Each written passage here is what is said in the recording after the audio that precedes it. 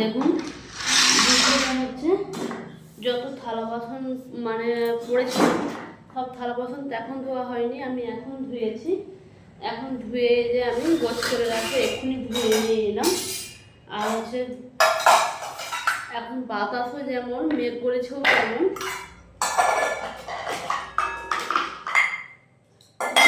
এখন ধুয়ে নিলাম।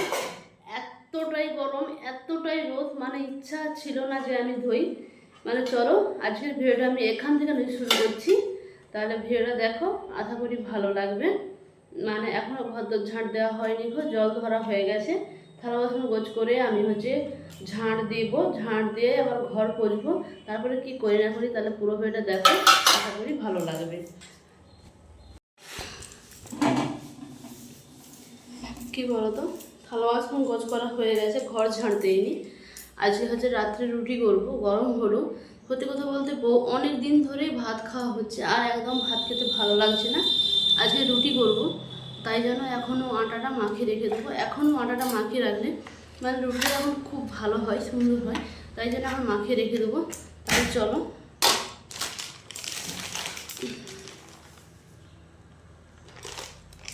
আমি এটা চালিয়ে নেব।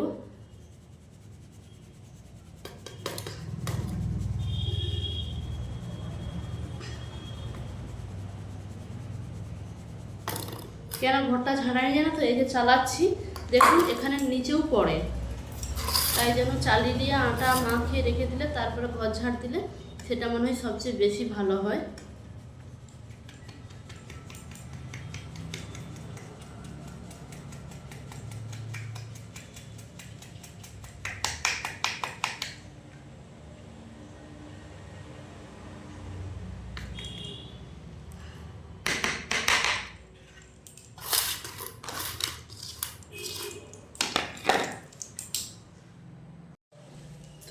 চলুন দেখুন, বেশি নয় অল্প আমার মাখানা হয়ে গেছে।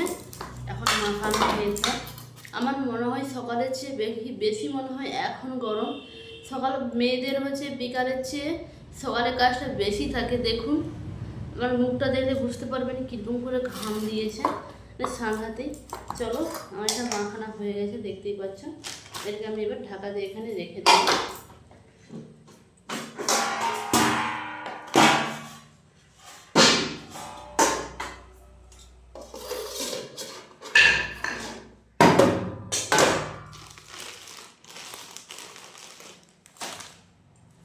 চলো এবার আমি ঘরটা ঝাড় দিই। কি বলো তো, এখন হচ্ছে সন্ধ্যা হতে একটু বাকি আছে, কিন্তু জামা কাপড় পাট করতে হবে। আপনারা দেখুন সকালবেলা এত সব জিনিস কেচেছি, সেটা এখন আমাকে পাট করতে হবে। আমার আর ভালো লাগে না, এত গরম লাগছে, তারপরে হচ্ছে ভালো লাগছে না এখন। আর ভালো না লাগলেও আমাকেই করতে হবে।